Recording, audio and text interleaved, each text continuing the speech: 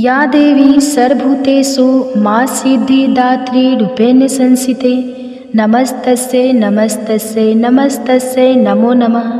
जय माता दी। माँ भगवती की कृपा आप और आपके पूरे परिवार पर सदा सर्वदा बना रहे।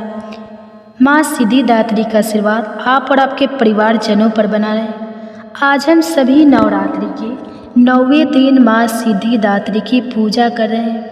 शारदीय नवरात्रि का आज 9वां दिन है और नवमी तिथि इस बार हिंदू पंचांग के अनुसार 30 सितंबर मंगलवार को शाम 6:07 से शुरू होंगी, जिसका समापन 1 अक्टूबर दिन बुधवार को शाम 7:01 पर होगा। ऐसे में सूर्योदय व्यापिनी तिथि 1 अक्टूबर दिन बुधवार को ही रहेगी और आज हम 1 अक्टूबर बुधवार को कन्या पूजन भी करेंगे। नवरात्रि में 9वें दिन माँ सिद्धिदात्री की पूजा के साथ ही कन्या पूजन करके नवरात्रि व्रतों का समापन हो जाता है और अगले दिन कलश विसर्जन या दुर्गा विसर्जन किया जाता है।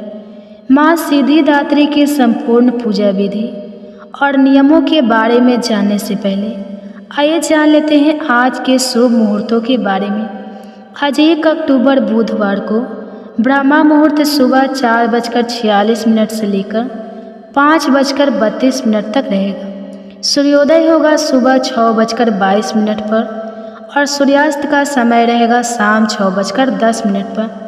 राहु काल आज दोपहर 12 बजे से 1:30 बजे तक रहेगा और जो भी भक्त आज कन्या पूजन करना चाहते हो उन्हें आज सुबह 6:22 से लेकर 11:55 के अंदर अंदर कन्या पूजन कर लेना चाहिए, क्योंकि इसके बाद से राहु काल प्रारंभ हो जाएगा। आज माँ सिद्धिदात्री की पूजा के दिन बहुत ही शुभ योग बन रहा है। आज शिवास माँ गौरी के साथ शाम 7:01 तक रहेगा। माँ सिद्धिदात्री की पूजा का प्रातः काल मुहूर्त रहेगा सुबह 5:01 से 6:14 तक और शाम की पूजा 6:07 से 7:20 तक आप कर सकते हैं।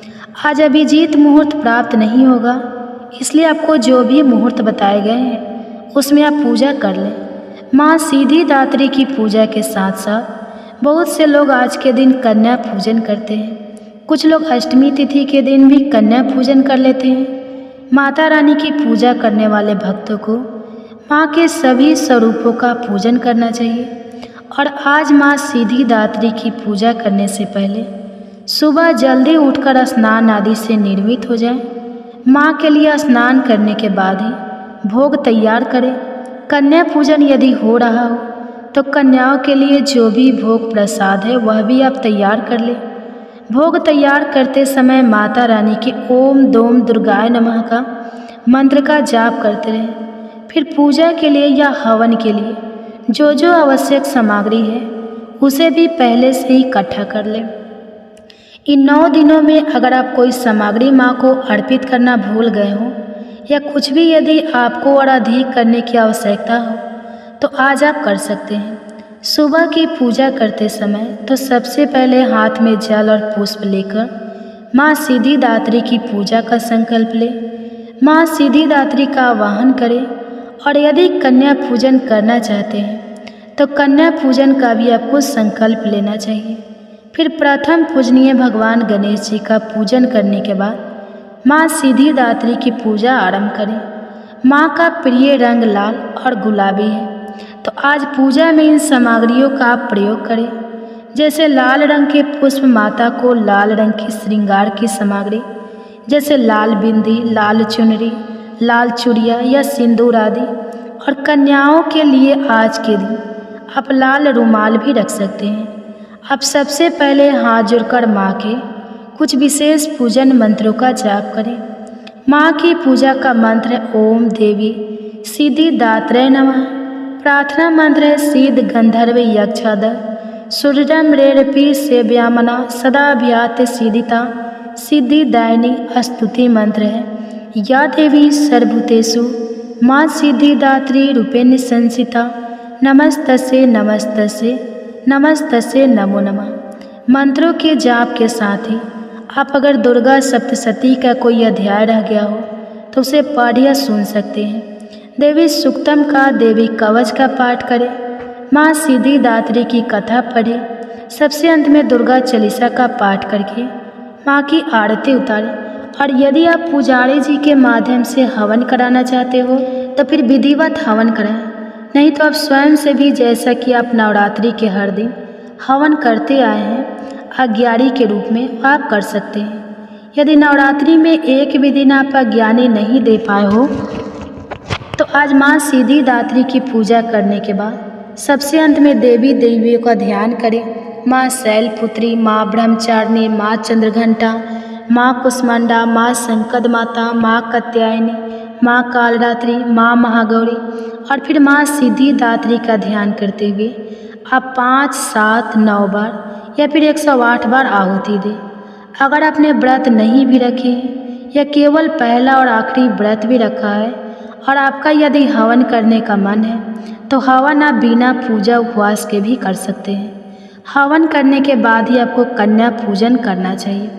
बहुत से लोग कन्या पूजन के लिए कन्याओं को आमंत्रित करके उसके बाद हवन करते हैं या माँ की आरती उतारते हैं। ऐसा करने से कन्याओं को और भी जगह जाने में देर हो जाती है, क्योंकि आज के दिन सभी चाहते हैं कि देवियों का वास या देवियों का स्वागत उनके घर में हो। तो ऐसा काम ना करें जिससे आपको कोई दोष लग सके। कन्याओं को तभी आमंत्रित करें जब पूजा का जो भोग है वह तैयार हो गया हो और आपकी पूजा पूरी तरह से संपन्न हो गई हो। फिर सच्चे मन से हाथ जोड़कर क्षमा याचना जरूर कर ले। आज के दिन माँ सिद्धिदात्री को खीर, पूरी, हलवा, चने और नारियल का भोग लगाया जाता है। बहुत से लोग अष्टमी तिथि के दिन जिनके यहाँ कन्या पूजन होता है वह कलश के ऊपर रखे नारियल को तोड़कर प्रसाद रूप में कन्याओं को बांटते हैं और स्वयं भी ग्रहण करते हैं। जिनके यहाँ नवमी के दिन कन्या पूजन होता हो और अगर आप उस नारियल का प्रसाद कन्याओं को बांटना चाहते हो तो आप भी ऐसा कर सकते हैं। नहीं तो जब आप कलश विसर्जन करें उस समय उस नारियल को श्रद्धा के साथ उतारकर माथे से लगाने के बाद आसपास के देवी मंदिर में माँ के चरणों में रखकर आ जाए या फिर बहते जल में भी आप विसर्जित कर सकते हैं। बहते जल में यदि विसर्जित कर रहे हैं तो चुनरी और कलावा उतारने के बाद ही विसर्जित करें। जो भोग आप कन्याओं को देंगे उसका पहला हिसाब गौ माता के लिए निकाल कर रखें और गौ माता को केवल आप चने, खीरा, हरा चरा या एक पूरी खिलाएं। गौ माता को आप भोग लगाते समय इस बात का भी ध्यान रखिए कि वह भोग गौ माता के लिए हानिकारक ना हो, क्योंकि हम जैसे और भी बहुत श्रद्धालु होंगे जो आज के दिन गौ माता को खीर, पूरी, हलवे का भोग लगाना चाहते हो, लेकिन बहुत ज़्यादा तला भुना गौ माता के लिए हानिकारक हो सकता है। जब आपको अपने घर पर यदि कन्या पूजन करना हो तो कन्या पूजन कर सकते हैं। जिन लोगों ने अष्टमी के दिन कन्या पूजन कर लिया है उन्हें भी आज माँ सिद्धिदात्री की पूजा करने के बाद कन्याओं के पैर छूकर और उन्हें कोई भी फल, मिठाई आदि देकर उनके पैर छूकर उनका आशीर्वाद लेना चाहिए। माँ सिद्धिदात्री की पूजा करने के बाद जब कन्या पूजन किया जाता है तभी नवरात्रि व्रतों का पूर्ण फल प्राप्त होता है। हालांकि अष्टमी के दिन भी आप कन्या पूजन कर सकते हैं, जो कि बिल्कुल सही है। अगर आपके घर में पहले से ही यह नियम चलता आ रहा है, पहली बार व्रत रखना चाहते हैं तो अपने परिवार में ज़रूर पूछ लें आपके परिवार में पहले से ही किस दिन कन्या पूजन होता रहा है। और अगर नवमी के दिन आपकी श्राद्ध है, करना चाहते हैं, आपका मन है, तो फिर नवमी के दिन ही कन्या पूजन प्रारंभ करें ताकि आने वाली हर नवरात्रि में आप इसी तिथि में पूजन कर सकें। इस प्रकार से कन्या पूजन आप करें, कन्याओं को आमंत्रित करें। जितनी कन्या मिल जाए वैसे तो 9 कन्याओं का पूजन करना चाहिए, साथ में एक बटुक भैरव का भी पूजन होता है। और कन्याओं को सबसे पहले उनके हाथ पैर धुलवाकर और उनका आशीर्वाद लेकर फिर उन्हें तिलक लगाए, गंगा जल से उनके पैर धोना चाहिए और उसके बाद उन्हें साफ सुथरे आसन पर बैठाए और सबसे पहले उन्हें खीर, पूरी या हलवा और चने और नारियल प्रसाद रूप में दें। इसके बाद ही आप उन्हें बाकी जो भी भोग, जो व्यंजन आपने तैयार किया है वह उन्हें भोग में दें। जल रखिए पीने के लिए और उनके बाद में हाथ धुलाकर उन्हें फल, मिठाई, दक्षिणा या उपहार की अन्य आवश्यक जो भी वस्तुएं होती हैं वह उन्हें दान में दें। उन सभी के पैर छूकर उनका आशीर्वाद लें और उन्हें द्वारा के बाहर तक विदा करने जाए और उन सभी से प्रार्थना करे कि अगले वर्ष वे फिर से देवी रूप में और बटुक भैरव के रूप में आपके घर पर विराजे और आपको यह सौभाग्य फिर से प्रदान करें। इस तरह से माँ सिद्धिदात्री की पूजा संपन्न हो जाती है। अब चाहे तो जिन भक्तों ने नवरात्रि में 9 उपवास रखे हैं वह माता रानी को लगाए गए भोग को प्रसाद रूप में ग्रहण कर सकते हैं। और बहुत से भक्त तो जो बहुत ज़्यादा नियम मानते हैं वह 10वीं तिथि को ही अपना अन्न ग्रहण करते हैं। तो यह आपकी श्रद्धा पर निर्भर करता है। आप 9वीं को भी अन्न ग्रहण कर सकते हैं, नहीं तो 10वीं को तो ग्रहण कर ही लेते हैं। अब आप सुनिए माँ सिद्धिदात्री की कथा। एक समय पर जब सृष्टि में अंधकार छा गया था तब एक दिव्य शक्ति ने जन्म लिया जो महाशक्ति के अलावा और कोई नहीं थी। देवी शक्ति ने ब्रह्मा, विष्णु और महादेव की त्रिमूर्ति को जन्म दिया और तीनों को संसार के लिए अपने कर्तव्य को निभाने के लिए अपनी भूमिका समझने की सलाह दी। उनके कहे अनुसार त्रिदेव एक महासागर के किनारे बैठ गए और कई वर्षों तक तपस्या की। तब माँ देवी ने सिद्धिदात्री के रूप में उन्हें दर्शन दिए और तीनों को अपनी शक्तियों के रूप में पत्नियाँ दी ताकि वे लोग उनकी मदद से सृष्टि रचना का कारोबार कर सके और धीरे धीरे सृष्टि में सब कुछ निर्माण हो सके। इस तरह माँ सिद्धिदात्री की कृपा से सृष्टि की रचना, पालन और संहार का कार्य संचालित हुआ। उस समय भगवान शिव ने माता सिद्धिदात्री की कठोर तपस्या करके 8 सिद्धियों को प्राप्त किया था। साथ ही माँ सिद्धिदात्री की कृपा से भगवान शिव का आधा शरीर देवी का हो गया और वे अर्धनारीश्वर कहलाए। माँ दुर्गा का वह अत्यंत ही शक्तिशाली स्वरूप है। इस ब्रह्मांड की शक्ति देवी दुर्गा है जिन्होंने समय समय पर विभिन्न रूप धारण करके प्रकृति और सृष्टि के संरक्षण का कार्यभार संभाला। जब किसी दैत्य के सामने देवताओं के युद्ध कौशल कम पड़ जाया करते थे तो स्वयं माँ आदि शक्ति भवानी सिद्धिदात्री ने अपने पुत्रों का रक्षक किया। माता सिद्धिदात्री देवी दुर्गा जो न सिर्फ नारी शक्ति का स्वरूप है बल्कि भक्तों की आस्था का परम पात्र भी है। एक समय पर महिषासुर नामक एक भयंकर राक्षस ने चारों ओर हाहाकार मचा दिया। वह जहाँ तहाँ मौत का नाच नचाता था और उसके गण ऋषियों के यज्ञों में विघ्न उत्पन्न करते थे। महिषासुर को वरदान प्राप्त था कि कोई भी देव, पशु या नर उसका वध नहीं कर सकता, इसलिए स्वयं त्रिदेव भी उसको मारने में असमर्थ थे। निर्कुंस दैत्य राज महिषासुर ने अपने वरदान को कवच के रूप में उपयोग करते हुए देवलोक में भी अपना आधिपत्य जमा लिया और देवों को वहां से निकाल फेंका। देवताओं के यज्ञ भाग को भी उसने अपने वश में कर लिया। दैत्य राज से परेशान होकर सभी देवता त्रिदेव के पास गए और उनकी स्तुति करने लगे। सभी देवताओं के मुख पर चिंता का कारण त्रिदेव पहले से जानते थे। यह सब हाल जानकर भगवान शिव मुस्कुराए और बोले, हे नारायण, अब समय है कि हम सभी अपने तेज से इस जग की रक्षिका देवी दुर्गा का आवाहन करें। यह सुनकर स्वयं ब्रह्मदेव और नारायण ने भी हामी भर दी। इसके बाद स्वयं भगवान शिव, भगवान विष्णु और ब्रह्मदेव के शरीर से तेज उत्पन्न हुआ और वह एक जगह आकर मिल गया। इसके बाद वहाँ जितने भी देवता उपस्थित थे सभी के शरीर से महातेज उत्पन्न हुआ और सभी त्रिदेव के उस परम तेज में आकर मिल गए। उस दिव्य तेज ने एक सुंदर स्त्री का रूप ले लिया। महादेव के तेज से माता का मुख हुआ, नारायण की तेज से 8 भुजाएं हुई, ब्रह्मदेव की तेज से चरण पादुकाएं हुई, देवराज के तेज से माता की कमर, वरुण के तेज से जंघई और इसी तरह से अन्य देवताओं के तेज से माता के अन्य अंग उत्पन्न हुए। सभी ने मिलकर माता को श्रेष्ठ अस्त्र शस्त्र दिए। महादेव ने अपने त्रिशूल से शूल, नारायण ने अपने चक्र से एक दिव्य चक्र, ब्रह्मदेव ने एक दिव्य कमंडलू, देवराज इंद्र ने एक दिव्य और शक्तिशाली ब्रज, सागर ने सुंदर रत्नों से सजे आभूषण, कभी मैले ना होने वाले वस्त्र और मुकुट दिए।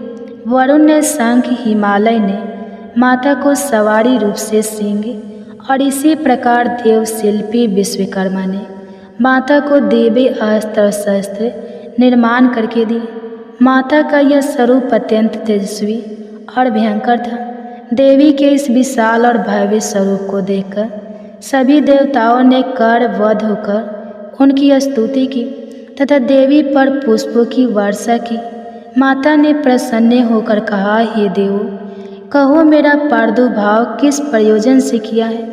मैं अत्यंत प्रसन्न हूँ। मुझे बताओ, मैं तुम्हारी समस्या का हल कर देती हूँ। जिसके बाद देवताओं ने सारा हाल माता को कह सुनाया। इसके बाद रण्य क्षेत्र में माता ने विकराल रूप धारण करके पहले दैत्यराज की सेना का विध्वंस किया और बाद में महिषासुर को भी मार दिया। इसी तरह से पूर्व समय में दुर्गम नामक एक महाबली असुर था। उसने भगवान ब्रह्मा की कठोर तपस्या करके अद्भुत वरदान प्राप्त कर लिया। वरदान के प्रभाव से दुर्गमासुर ने वेदों का अपहरण कर लिया, जिससे सारी धार्मिक क्रियाएं और भावनाएं लुप्त हो गई। दुर्गमासुर ने अहंकार के वश होकर संसार को अपमानित और पीड़ित कर रखा था। घोर अकाल पड़ गया। जीव अन्न और जल के लिए छटपटाने लगे। तीनों लोकों में त्राही त्राही मच गई। सभी देवता भी यह देखकर बहुत डर गए। सभी देवता माँ भवानी के शरण में गए और माता से प्रार्थना करने लगे, हे माँ भवानी, माँ सिद्धिदात्री, आप असुरों का संहार करने वाली हो। आपने शुंभ, निशुंभ, चंड, मुंड, मधु, कैटभ, महिषासुर आदि दैत्यों का वध करके हमारी रक्षा की है। हे माता, आपने हमें आशीर्वाद दिया था कि जब भी हम पर संकट आएगा आप हमारा उद्धार करेंगी। उसी प्रकार से हे भगवती, माता दुर्गमासुर का वध करके हमारी रक्षा कीजिए। देवताओं की विनती से प्रसन्न होकर माँ भगवती ने जल की अनन्य धाराएं प्रभावित करके चारों ओर जल ही जल प्रभावित कर दिया। गायों के लिए घास, अन्य जीवों के अन्य जल से तृप्त किया और समस्त संसार की रक्षा करके सुरक्षा चक्र का घेरा बनाकर स्वयं बाहर बैठ गई। दुर्गमासुर ने यह सब देखकर चिंतित होकर देवी माँ पर असुरों की सेना से आक्रमण करा दिया। तभी सुंदर सलोनी माँ भगवती ने अस्त्र शस्त्र से सुसज्जित होकर विराट रूप धारण करके समस्त असुरों का वध करके त्रिशूल से दुर्गमासुर का वध कर दिया और संसार में धर्म की स्थापना की। दुर्गमासुर का वध करने के कारण माँ भगवती इस संसार में दुर्गा के नाम से विख्यात हुई। माता सिद्धिदात्री कमल पुष्प पर आसीत होती है। इनका वाहन सिंह है और माता सिद्धिदात्री 4 भुजाओं वाली है। इनकी दाहिनी ओर की भुजा से में गदा और दूसरी भुजा में चक्र है। बाईं ओर की भुजा में कमल और शंख है और 9 दुर्गा में माँ सिद्धिदात्री अंतिम है। अन्य 8 दुर्गा औरंध विधान के अनुसार करते हुए भक्तजन दुर्गा पूजा नवमी के दिन इनकी उपासना में प्रविष्ट होते हैं और इन सिद्धिदात्री माता की उपासना पूर्व कर लेने के बाद भक्तों और साधकों की लौकिक परम सभी प्रकार की कामनाओं की पूर्ति होती है। तो एक बार प्रेम से बोलिए, जय माँ सिद्धिदात्री, जय माता दुर्गा, ओम नमः शिवाय। प्रिय भक्तजनों, आइए अब सुनते हैं माता शीतला की कथा। इनकी कथा को श्रवण किए बिना यह कथा अधूरी है। एक बार एक राजा के इकलौते पुत्र को शीतला चेचक निकली। उसी के राज्य में एक काछी पुत्र को भी शीतला निकली हुई थी। काछी परिवार बहुत गरीब था, पर देवी भगवती का उपासक था। वह धार्मिक दृष्टि से जरूरी समझे जाने वाले सभी नियमों को बीमारी के दौरान भी भली भांति निभाता रहा। घर में साफ सफाई का विशेष ख्याल रखा जाता था। नियम से देवी भगवती की पूजा होती थी। नमक खाने पर पाबंदी थी। सब्जी में ना तो छोंक लगता था और ना कोई वस्तु भुनी तली जाती थी। गर्म वस्तु ना वह स्वयं खाता, न शीतला वाले लड़के को देता था। ऐसा करने से उसका पुत्र शीघ्र ही ठीक हो गया। उधर जब से राजा के लड़के को शीतला का प्रकोप हुआ था, तब से उसने देवी भगवती के मंदिर में सतचंडी का पाठ शुरू करवा रखा था। रोज हवन और बलिदान होते थे। पुरोहित भी सदा भगवती के पूजन में निमग्न रहते। राजमहल में रोज कड़ाही चढ़ती, विविध प्रकार के गर्म स्वादिष्ट भोजन बनते। सब्जी के साथ कई प्रकार के मांस भी पकते थे। इसका परिणाम यह होता कि उन लजीज भोजन की गंध से राजकुमार का मन मचल उठता। वह भोजन के लिए जीद करता। एक तो राजपूत और दूसरे इकलौता, इस कारण उसकी अनुचित जिद भी पूरी कर दी जाती। इस पर शीतला का कोप घटने के बजाय बढ़ने लगा। शीतला के साथ साथ उसे बड़े बड़े फोड़े भी निकलने लगे, जिनमें खुजली और जलन अधिक होती थी। शीतला को शांति के लिए राजा जितने भी उपाय करता, शीतला का प्रकोप उतना ही बढ़ता जाता, क्योंकि अज्ञानतावश राजा के यहाँ सभी कार्य उल्टे हो रहे थे। इससे राजा और अधिक परेशान हो उठा। उसकी समझ में नहीं आ रहा था कि इतना सब होने के बाद भी शीतला का प्रकोप शांत क्यों नहीं हो रहा है। एक दिन राजा के गुप्तचरों ने उन्हें बताया कि कांची पुत्र को भी शीतला निकली थी, पर वह बिल्कुल ठीक हो गया है। यह जानकर राजा सोच में पड़ गया कि मैं शीतला की इतनी सेवा कर रहा हूँ, पूजा और अनुष्ठान में कोई कमी नहीं, पर मेरा पुत्र अधिक रोगी होता जा रहा है, जबकि कांची पुत्र बिना सेवा पूजा के ही ठीक हो गया। इसी सोच में उसे नींद आ गई। श्वेत वस्त्र धारिणी भगवती ने उसे सपने में दर्शन देकर कहा, हे राजन, मैं तुम्हारी सेवा अर्चना से प्रसन्न हूँ, इसलिए आज भी तुम्हारा पुत्र जीवित है। इसके ठीक ना होने का कारण यह है कि तुमने शीतला के समय पालन करने योग्य नियमों का उल्लंघन किया। तुम्हें ऐसी हालत में नमक का प्रयोग बंद करना चाहिए। नमक से रोगी के फोड़ों में खुजली होती है। घर की सब्जियों में छोंक नहीं लगाना चाहिए, क्योंकि इसके गंध से रोगी का मन उन वस्तुओं को खाने के लिए ललचाता है। रोगी का किसी के पास आना जाना मना है, क्योंकि यह रोग औरों को भी होने का भय रहता है। अतः इन नियमों का पालन तेरा पुत्र अवश्य ही ठीक हो जाएगा।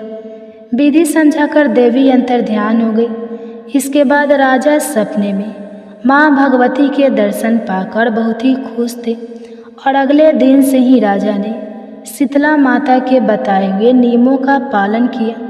देखते ही देखते कुछ ही दिनों में राजा का बेटा स्वस्थ हो गया। उसके बाद राजा ने पूरे राज्य में घोषणा करवाई कि चैत मास की कृष्ण पक्ष में आने वाली अष्टमी तिथि को शीतला माता की पूरी विधि विधान से पूजा की जाएंगे। इस दिन पूरे राज्य में कोई भी घर पर चूल्हा नहीं जलाएगा, और हर महीने अष्टमी तिथि के दिन व्रत रखकर व्रत कथा सुनी जाएंगी। तो सारी जनता ने राजा के इस आदेश को पूरी श्रद्धापूर्वक पालन किया। ऐसा करने से उन्हें शीतला माता का आशीर्वाद प्राप्त हुआ, और पूरे राज्य में कभी भी रोग व्याधि नहीं आई। इसी दिन भगवान कृष्ण और माता देवकी का विधिवत पूजन करके मध्यकाल में भोजन का भोग लगाना चाहिए। ऐसा करने से पुण्य ही नहीं मिलता, बल्कि समस्त दुखों का भी निवारण होता है। तो एक बार प्रेम से बोलिए जय माता शीतला। ओम नमः शिवाय। प्रिय भक्तजनों, अब सुनते हैं शीतला माता की दूसरी कथा। एक गांव में वन दंपति रहते थे। दंपति के 2 बेटे और 2 बहुएं थी। बहुओं को लंबे समय के बाद बेटे हुए। इतने में शीतला अष्टमी का पर्व आया। घर में पर्व के अनुसार ठंडा भोजन तैयार किया गया। दोनों बहुएं के मन में विचार आया कि यदि हम ठंडा बासी भोजन लेंगे तो बीमार हो जाएंगी, और बेटे भी अभी छोटे हैं। इस विचार के कारण दोनों बहुएं ने चोरी छिपे पशुओं को दाने तैयार करने के बर्तन में चुपचाप 2 बाटी तैयार कर ली। सास बहू शीतला की पूजा करके आई और शीतला माता की कथा सुनी। बाद में सास शीतला माता के भजन करने बैठ गए, लेकिन दोनों बहुए बच्चे रोने का बहाना बनाकर घर आ गई। दाने के बर्तन से गरम गरम रोटला निकाला, चूरमा किया और पेट भरकर खाना खाया। सास ने घर आने पर बहुओं से भोजन करने के लिए कहा। बहुएं ठंडा बासी भोजन करने का दिखावा करके घर के काम में लग गई। सास ने कहा, बच्चे कब के सोए हुए हैं, उन्हें जगाकर भोजन करा लो। बहुएं जैसे ही अपने बेटे को जगाने गए तो उन्हें मृत पाया। ऐसे बहुओं की करतूतों के फल स्वरूप शीतला माता के प्रकोप के कारण हुआ था। बहू विवश हो गई और सास ने घटना जानने के बाद बहुओं को खूब डांटा। सास बोली कि तुम लोगों ने शीतला माता की अवहेलना की है, इसलिए घर से निकल कर जाओ और बेटों को जिंदा स्वस्थ लेकर ही घर में वापस पैरा। अपने मरे हुए बेटों को टोकरे में सुलाकर दोनों बहुएं घर से निकली और जाते जाते रास्ते में एक जीन वृक्ष आया। यह खेजड़ी का वृक्ष था। इसके नीचे ओरी शीतला दोनों बहनें बैठी थी। दोनों के बालों में खूब सारी जुएं थी। बहुओं को थकान हो गई थी, इसलिए दोनों बहुएं और शीतला के पास आकर बैठ गए और दोनों ने शीतला और ओरी के बालों से खूब सारी जुएं निकाली। जुओं का नाश होने से ओरी और शीतला ने अपने मस्तक में शीतलता का अनुभव किया और कहा, तुम दोनों ने हमारे मस्तक को शीतल किया है, वैसे ही तुम्हें पेट की शांति मिली। दोनों बहुएं एक साथ बोली कि पेट का दिया हुआ ही लेकर हम मारी मारी भटक रहे हैं, परंतु शीतला माता के दर्शन हुए ही नहीं। शीतला माता ने कहा कि तुम दोनों पापनी को दुष्टो दुराचारी नहीं हो, तुम्हारा तो मुख देखने भी योग्य नहीं है। शीतला अष्टमी के दिन ठंडा भोजन करने के बदले तुम दोनों ने गर्म भोजन कर लिया था। यह सुनते ही बहुओं ने शीतला माता जी को पहचान लिया। देवरानी जेठानी ने दोनों माताओं का वंदन किया, गिड़गिड़ाए हुए कहा कि हम तो भोली भाली हैं और अनजाने में हमने गर्म ताज़ा भोजन खा लिया था। आपके प्रभाव को हम जानते नहीं थे, आप हम दोनों को क्षमा करें। हम पुनः ऐसा दुष्कृतम के वचनों को सुनकर माताएं प्रसन्न हो गई। शीतला माता ने मृतक बालकों को जीवित कर दिया। बहुएं तब बच्चों के साथ लेकर आनंद से वापस गांव लौट आए। गांव के लोगों ने जाना कि दोनों बहुओं को शीतला माता के सच्चा दर्शन हुए। दोनों का धूमधाम से स्वागत करके गांव में प्रवेश कराया गया। बहुओं ने कहा, हम गांव में शीतला माता के मंदिर का निर्माण करवाएंगे। चैत मास में शीतला अष्टमी के दिन मात्र ठंडा खाना ही खाएंगे। इसके बाद में सारे गांव वाले शीतला माता की पूजा बड़ी धूमधाम से करने लगे और बासी भोजन करने लगे। तो पूरे गांव पर शीतला माता की खूब कृपा बरसी। शीतला माता ने बहुओं पर जैसी अपनी दृष्टि की, वैसे ही सब पर अपनी कृपा करना। श्री शीतला माता सदा हमें शांति, शीतलता तथा आरोग्य प्रदान करे। जय माता शीतला, जय हो माँ दुर्गा, ओम नमः शिवाय। प्राचीन काल में एक शिव की कथा सुनिए। भगवान शिव और माता पार्वती की एक बहुत ही सुंदर और सच्ची कहानी। आप इस कहानी को पूरा सुनें और वीडियो को लाइक करके शेयर करें और हमारे चैनल को सब्सक्राइब करके बेल आइकन को ऑन कर लें, ताकि ऐसे ही वीडियो की नोटिफिकेशन आपके पास सबसे पहले पहुँचे। तो चलिए शुरू करते हैं। एक बार भगवान शिव ने अपनी दिव्य शक्ति से एक बड़े कढ़ाई को प्रकट की। कढ़ा जिसमें हम भोजन पकाते हैं और जिसे हम कढ़ाई कहते हैं। तो अब भगवान शिव कढ़ाई को प्रकट करके उसे एक तरफ रखकर ध्यान में मग्न हो गए। इतनी देर में माता पार्वती स्नान करके भगवान शिव के समक्ष आती हैं और आकर उन्होंने क्या देखा कि भगवान शिव के सामने एक बड़ा सा भारी भरकम काढ़ा रखा हुआ है और उसी के सामने भगवान शिव ध्यान मग्न बैठे हुए हैं। अब तो देवी पार्वती बड़े आश्चर्य में पड़ गई। अब वे महादेव के ध्यान से बाहर निकलने की प्रतीक्षा करने लगी। जब महादेव का ध्यान समाप्त हुआ तब देवी पार्वती ने पूछा, हे देव, हे त्रिलोकीनाथ, हे मेरे प्रभु, बड़ा ही आश्चर्य है प्रभु, यह भारी भरकम बड़ा सा कढ़ा यह किस लिए लाया गया है? इससे पहले कि माता पार्वती आगे कुछ पूछती, भगवान शिव मुस्कुराते हुए बीच में बोले, देवी, हे पार्वती, आप इस कढ़ाई को देखकर इतना आश्चर्य मत कीजिए, क्योंकि आप हर दिन कोई ना कोई प्रश्न लेकर हमारे सामने प्रस्तुत हो जाती हैं, और जब मैं उसका उत्तर देता हूँ और कहानी सुनाकर आपका मन बहलाता हूँ, तभी आपको संतुष्टि होती है। इसलिए देवी, आज हमने इसी का प्रबंध किया है। प्रिय भक्तजनों, चलिए आगे सुनते हैं फिर आगे क्या होता है। जो प्रिय भक्तजनों, इधर बड़े कढ़ाई को देखकर माता पार्वती सोच में पड़ गई और भगवान शिव माता पार्वती को आधी अधूरी बात सुनाकर मुस्कुराकर फिर से ध्यान मग्न हो गए। अब इधर चलिए देखते हैं कि इसके बाद क्या होता है। इधर अनंत ब्रह्मांड में चारों युग, चारों भाई एक साथ बैठकर बात कर रहे होते हैं। चारों एक साथ बैठे थे। अब बातों ही बातों में एक दूसरे से वाद विवाद करने लगे। सब आपस में यही कहने लगे कि हम तुमसे बड़े हैं, हम तुमसे महान हैं। तो कोई कहता है हम तुमसे श्रेष्ठ हैं। अब सभी खुद को एक दूसरे से श्रेष्ठ बताने की कोशिश करने लगे। तब सबसे पहले सतजु कहने लगा कि अरे मूर्खों, तुम सब मुझसे छोटे हो, भला तुम मेरी बराबरी कैसे करने लगे? जब त्रेता युग ने सतजु की यह बात सुनी तो उसने कहा कि तुम सबसे बड़े कैसे हो सकते हो? अरे तुम सब में से बड़ा तो मैं हूँ, मैं ही सर्वश्रेष्ठ।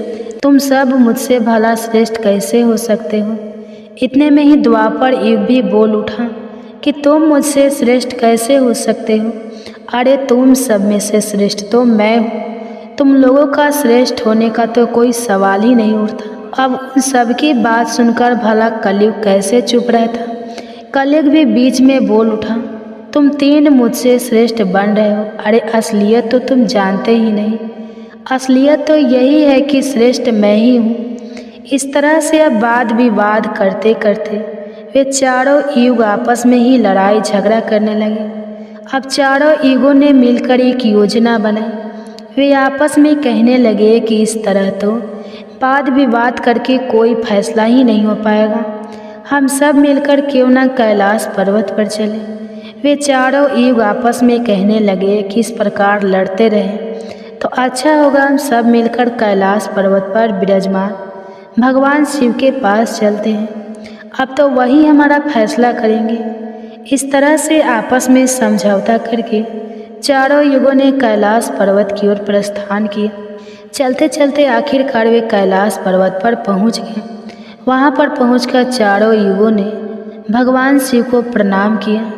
चारों युगों को अपने पास आया देखकर भगवान शिव ने उन सभी का स्वागत करते हुए कहा कि आप सभी का हमारे दरबार में, हमारे कैलाश पर स्वागत है। कहो तुम्हारे आने का क्या कारण है? आप तो स्वयं ही कल चक्रे हो, तुम सभी तो स्वयं समय हो, फिर ऐसा क्या कारण हो गया कि आपको हमारे पास आना पड़ा?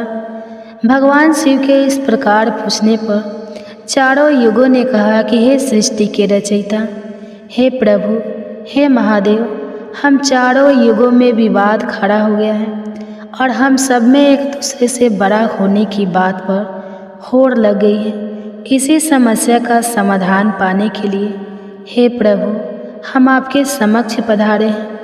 हम इस समस्या का समाधान खुद से करने में असमर्थ थे, इसलिए प्रभु अब तो आप ही हमारी इस समस्या का कोई समाधान ढूंढिए। आप ही हमारा फैसला कीजिए, आप हमारा न्याय कीजिए और बताएं प्रभु कि हम चारों युगों में आखिरकार सबसे बड़ा कौन है? हम चारों में से सबसे श्रेष्ठ कौन है? चारों युगों की इस बात सुनकर भगवान शिव कहने लगे कि इसका फैसला तो तब होगा जब आप चारों अपने अपने बारे में बताएंगे कि किन किन गुणों के कारण आप खुद को बड़ा बता रहे हो। तब शिव जी ने कहा, हे सतयुग, पहले तुम ही बताओ कि तुम कैसे श्रेष्ठ हो गए। तब सतयुग ने कहा, प्रभु देखिए, मेरी आयु सबसे ज़्यादा है, मैं 70 लाख वर्ष का हूँ और अन्य युग मुझसे 70 लाख वर्ष छोटे हैं, इसलिए मैं इन सभी से लंबी आयु का हूँ। सतयुग की बात सुनते ही अब कलयुग बोल उठा कि प्रभु व्यक्ति कभी भी आयु से बड़ा नहीं होता, व्यक्ति के गुणों से बड़ा होता है। अब देखिए, भगवान शिव ने कलयुग की इस दलील को मान लिया और सतयुग से कहा, हे सतयुग, तुम इस तरह आयु में बड़े होने से तो बड़े नहीं हो सकते। भगवान शिव की यह बात सुनकर सतयुग ने कहा, प्रभु, मेरे युग में जो भी व्यक्ति हुए हैं वह तो बड़े ही बलवान हुए हैं, बहुत ही पराक्रमी थे, वह पृथ्वी तक को उठा ले जाए, ऐसे पराक्रमी और बलराम बलवान थे। और जब मेरा राज्य था तब उसमें भगवान श्री हरि विष्णु ने भी कई अवतार धारण किए थे। वराह अवतार भी मेरे ही काल में हुआ था, नरसिंह अवतार भी मेरे ही युग में हुआ था, यहाँ तक कि प्रभु मत्स्य अवतार भी तो मेरे ही युग में हुआ था। सतयुग को अपने बारे में इस तरह बढ़ाई करते देखकर त्रेता युग बोल उठा, नहीं नहीं, प्रभु श्री हरि विष्णु के अवतार लेने से सतयुग बड़ा भरा कैसे हो सकता है। प्रभु मर्यादा पुरुषोत्तम भगवान श्री रामचंद्र जी का अवतार तो मेरे ही युग में हुआ था। उन्होंने संसार को मर्यादा और धर्म पालन सिखाया। रावण जैसे महापंडित और कुंभकर्ण जैसे महान बलवान भी तो मेरे ही शासन काल में हुए थे। प्रभु, इस तरह सतयुग मुझसे बड़ा नहीं हो सकता, फिर इन सब में से तो बड़ा मैं ही हुआ।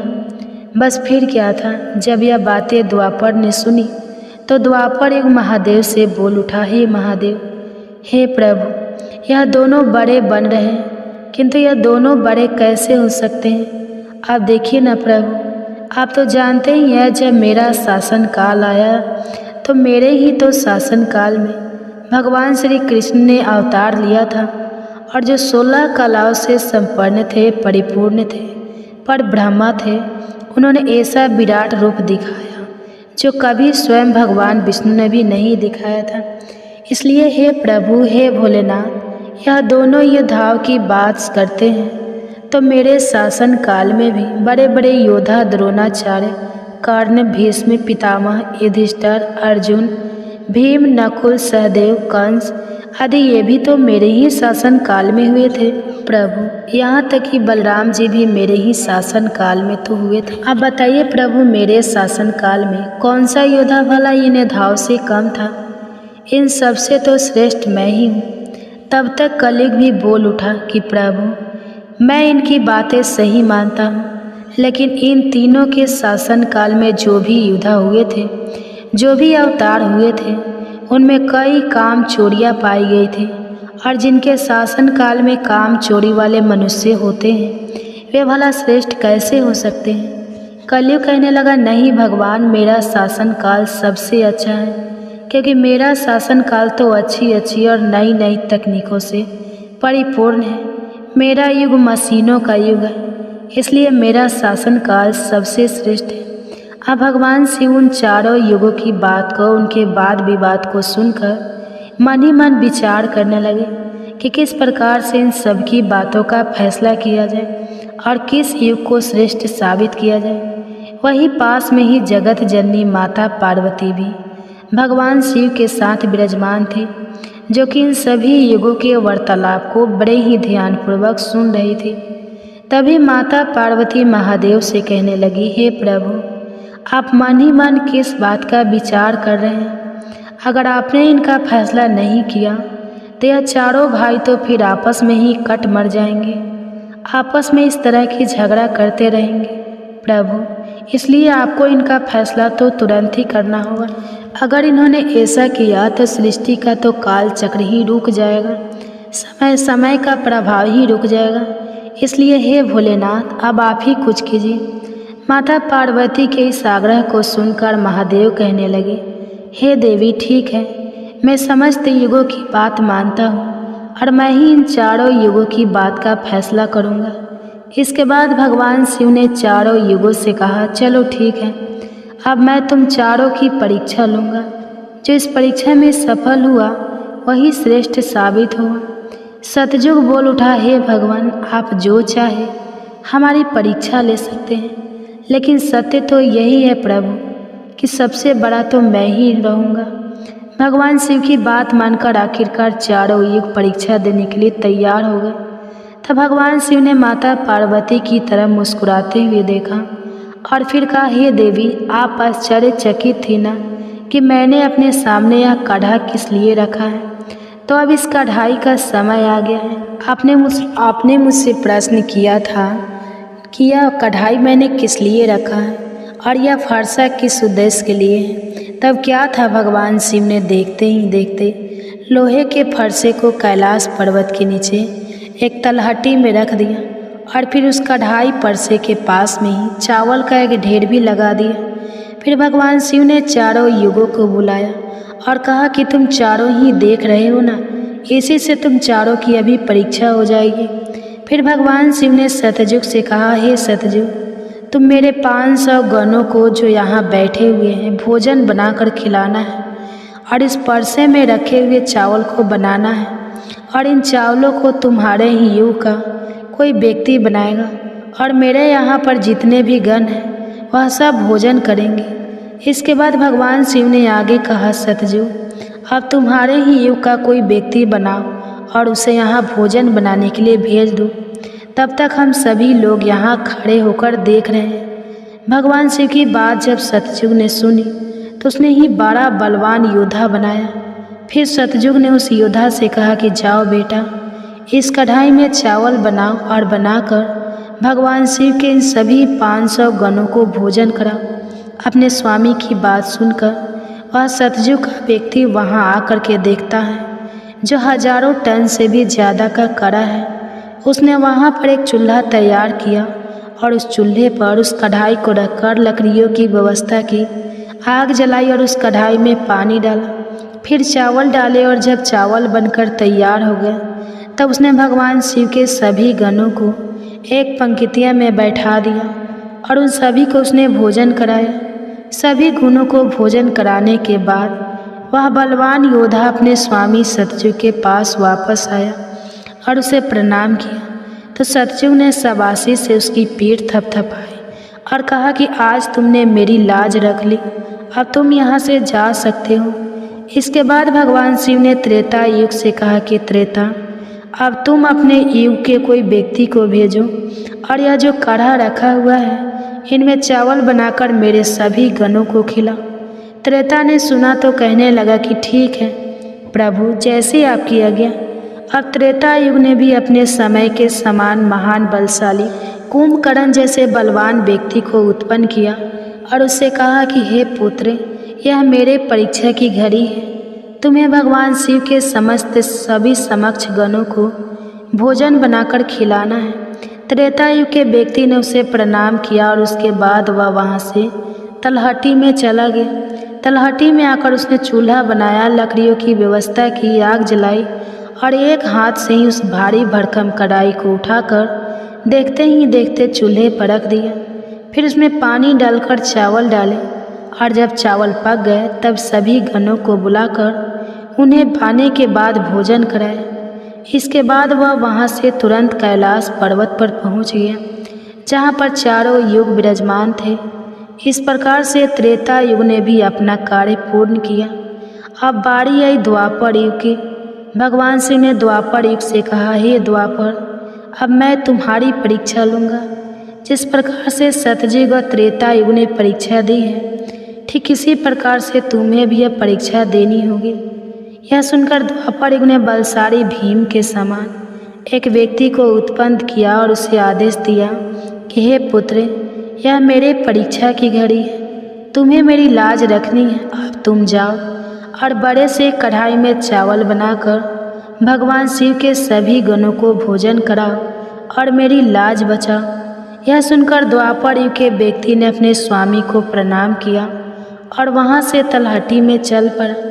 तलहटी में जाकर उसने सबसे पहले चूल्हा बनाया, फिर आग जलाने के लिए लकड़ियाँ ढूंढी, लकड़ियों को चूल्हे में डालकर जलाया और पूरी ताकत लगाकर उसने उस बड़े से कढ़ाई को उठाकर जैसे तैसे खींचकर उसे चूल्हे पर रख दिया। वह तो द्वापर युग का व्यक्ति था तो उसे थोड़ा ज़्यादा जोर लगाना पड़ा और बड़ी मुश्किल से वह कढ़ाई को उठा पाया। इस प्रकार से द्वापर युग के व्यक्ति ने भी चावल तैयार किए और भगवान के सभी गणों को भोजन कराकर वह फिर अपने स्वामी के पास वापस आया। उसके स्वामी द्वापर युग ने उसकी पीठ थपथपाई और उसे वहाँ से विदा किया। अब बारी आती है कलयुग की। तब भगवान शिव कहते हैं, हे कलयुग, अब तुम्हारी बारी है। तुम उस कढ़ाई का वजन देख रहे हो ना, उसका वजन कम नहीं होगा, उसका वजन उतना ही रहेगा, हजारों टन का। लेकिन अब तुम्हें परीक्षा देनी है। तुम तो मानने को तैयार ही नहीं थे कि तुम सबसे छोटे हो, लेकिन तुमने माना ही नहीं। तुम्हारे युग के आदमी की आयु भी मात्र 100 वर्ष की है। सतयुग की आयु 1,00,000 वर्ष होती है, त्रेता युग में 10,000 होती है और द्वापर में 1,000 होती है। और हे कलयुग, तुम्हारे शासन में तो मात्र 100 वर्ष की आयु है। तुम्हारा आदमी भी छोटा होता है। जब भगवान शिव की बातें कलयुग ने सुनी तो कलयुग कहने लगा कि ठीक है प्रभु, मैं आपकी बात मानता हूँ, लेकिन आप मुझे पहले ही इस तरह से कहकर हताश मत कीजिए। प्रभु, आप तो एक न्यायकर्ता हैं, आपको सभी को बराबर मौका देना चाहिए। भगवान शिव कहने लगे, हे कलयुग, यह कढ़ाई देख रहे हो, हजारों टन का है। वहाँ चावल रखा है, हजारों किलो टन के हैं। और हे कलयुग, तुम्हारा व्यक्ति क्या यह काम कर पाएगा? कलयुग ने कहा, ठीक है प्रभु, अब आप मेरी करनी भी देखिए। कलयुग की बातें सुनकर तीनों युग उस पर हंसने लगे। भगवान शिव भी कलयुग की बातें सुनकर बड़े ही आश्चर्यचकित थे। अब कलयुग ने भगवान शिव से आज्ञा लेकर बड़े ही बुद्धिमान व्यक्ति को पैदा किया, जो बड़ा ही दिव्य व्यक्ति था। वह बहुत ही बुद्धिमान और सर्वगुण संपन्न था। इस तरह के गुणवान व्यक्ति को कलयुग ने पैदा किया और पैदा करने के बाद वो उस व्यक्ति से कहने लगा कि मेरे बेटे, अब तुम ही अपनी शक्ति दिखानी है। कठिन परीक्षा का समय है। यदि तुम इसमें सफल हो गए तो मैं चारों युगों में सबसे छोटा हो जाऊंगा। कलयुग की बात सुनकर वह व्यक्ति अपने महाराज से कहने लगा, हे महाराज, इस एक कढ़ाई की बात करते हैं, आप इसे हजारों कढ़ाई भी अगर मेरे सामने आ जाए तो वह भी मेरे सामने कुछ नहीं है। जब उस कलयुग के व्यक्ति की यह बातें तीनों युगों ने सुनी तो वे उस पर हंसने लगे। अब वे हंस हंस कर आपस में कहने लगे कि आज एक छोटा सा आदमी जिसकी लंबाई मात्र 3 हाथ है, यह भला क्या कर लेगा, जबकि हम युगों की लंबाई तो बहुत अधिक है। प्रिय भक्तजनों, यह बात तो बिल्कुल सत्य है कि सतयुग के लोगों की लंबाई 21 हाथ और त्रेता युग के व्यक्ति की लंबाई 14 हाथ थी और द्वापर युग के व्यक्ति की लंबाई 7 हाथ थी। और अब कलयुग के व्यक्ति की लंबाई तो मात्र 3 हाथ ही होती है। तीनों युग अब बड़ी जोर जोर से कलयुग पर हंस रहे थे। इधर कलयुग का आदेश पाकर वह कलयुगी व्यक्ति उस तलहटी में गया। तलहटी में आकर उसने देखा कि कढ़ाई का वजन तो सचमुच बहुत ही ज़्यादा है, इसे मैं आसानी से उठा नहीं पाऊंगी। तो उस व्यक्ति ने दिमाग लगाया और उस कढ़ाई के नीचे मिट्टी खोदना शुरू कर दिया। कढ़ाई तो उसने हिलाया तक नहीं, बल्कि उस कढ़ाई को बिना हिलाए डुलाए उसके नीचे एक भट्ठी तैयार कर दी। अब उसे लकड़ियाँ ढूंढने में भी ज़्यादा समय नहीं लगाना पड़ा, क्योंकि वहीं पर कुछ अधली लड़कियाँ पड़ी हुई थी। वह कलयुग का व्यक्ति कितना दिमाग वाला था, उसने कुछ भी नहीं किया, कढ़ाई के नीचे भट्ठी खोद दी और उसी में आग जला दी। चावल को कढ़ाई में डाल दिया और चावल में पानी डाल दिया। चावल इस प्रकार पककर तैयार हो गया। तब उसने भगवान शिव के 4 गणों को बुलाया और उन गणों से कहा कि आप मेरा साथ दीजिए और इन चावलों को आपस में परोस लीजिए। यह बात सुनते ही भगवान शिव के 4 हष्टपुष्ट गण चल देते हैं और देखते ही देखते कतार में बैठे सभी शिवगणों को उन 4 विशाल गणों ने चावल परोस दिए। इस प्रकार सभी गणों ने भोजन कर लिया। तब कलयुग के व्यक्ति ने उन 4 गणों से कहा कि अब आप सभी भोजन कर सकते हैं। तब कलयुग के उस व्यक्ति ने उन 4 गणों को भी भोजन कराया, फिर उस कढ़ाई को साफ किया और कढ़ाई को वहीं छोड़ दिया। इस तरह उसका काम भी पूरा हो गया। अब कलयुग का वह व्यक्ति भी अपने स्वामी के पास कैलाश पर्वत पर आ गया और कहने लगा कि हे प्रभु, मैंने आपका काम कर दिया है। कलयुग ने यह सुना तो बहुत खुश हुआ। तब उसने उस कलयुगी व्यक्ति की पीठ थपथपाई, फिर कहा कि हे पुत्र, तुमने बहुत अच्छा काम किया और इस परीक्षा की घड़ी में मेरा साथ दिया। ऐसा कहकर कलयुग ने उस व्यक्ति को वहाँ से विदा कर दिया।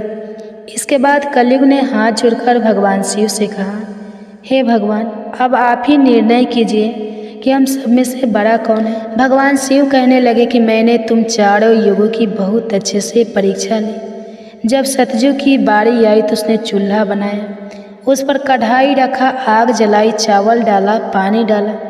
फिर चावल पक गए तो उसने मेरे गनों को बिठाकर उसने स्वयं उन्हें भोजन परोसा, उन्हें खिलाया और अपना कार्य पूरा किया। जब त्रेता और द्वापर की बारी आई तो उन्होंने भी बिल्कुल ऐसा ही किया। अब बारी थी कलयुग की।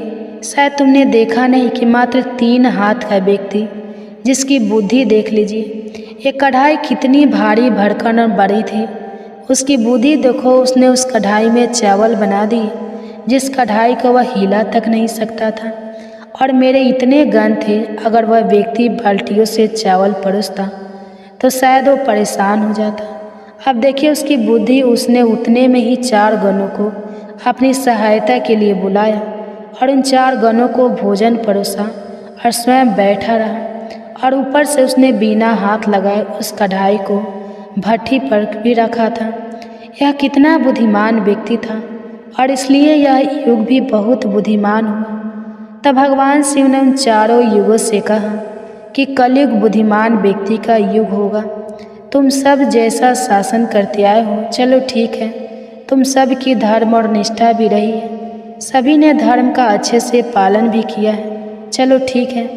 लेकिन तुम्हारे युग के व्यक्तियों में बुद्धि का अभाव था, जिन्होंने कभी अपनी बुद्धि का उपयोग नहीं किया। अब देख लो, रावण और कुंभकर्ण जैसे असुर ने भगवान विष्णु के अवतार को ही नहीं पहचाना और अज्ञानता व शून्य से ही युद्ध कर बैठे। और कारण यह हुआ कि वे युद्ध में मारे गए। अगर उन्हें बिल्कुल भी अपनी बुद्धि का प्रयोग किया होता तो उनका इस प्रकार सर्वनाश नहीं होता। इसलिए हे चारों युगों, आने वाले कलयुग के राज्य में ऐसे ही बुद्धिमान व्यक्ति देखने को मिलेंगे। ऐसी ही तकनीक, ऐसी ही मशीनें बनाएंगे जिससे वे बैठे बैठे ही सारा काम कर सकते हैं, बैठे बैठे ही कोई भी काम कर सकते हैं। कलयुग में व्यक्ति एक ही दिन में भगवान को प्राप्त कर लेगा। इस प्रकार से भगवान शिव ने चारों युगों की समस्याओं का समाधान किया और कहा कि कलयुग की सबसे श्रेष्ठ युग है। यह सुनकर चारों युग अपने अपने धाम को संतुष्ट होकर लौट गए। माता पार्वती भी यह सब कुछ देख और सुनकर बड़ी प्रसन्न हुई। उनके मन में उठी जिज्ञासा भी शांत हो चुकी थी और उनका मन भी बहल चुका था। तो प्रिय भक्तजनों, आज की कथा अगर पसंद आई हो तो वीडियो को लाइक कीजिएगा, शेयर कीजिएगा, चैनल को सब्सक्राइब कीजिएगा और कमेंट्स में हर हर महादेव जरूर लिखिएगा। इसी के साथ आज आप हमारे चैनल पर शिव महापुराण की कथा भी जरूर सुनिएगा। तो प्रेम से बोलिए ओम नमः शिवाय।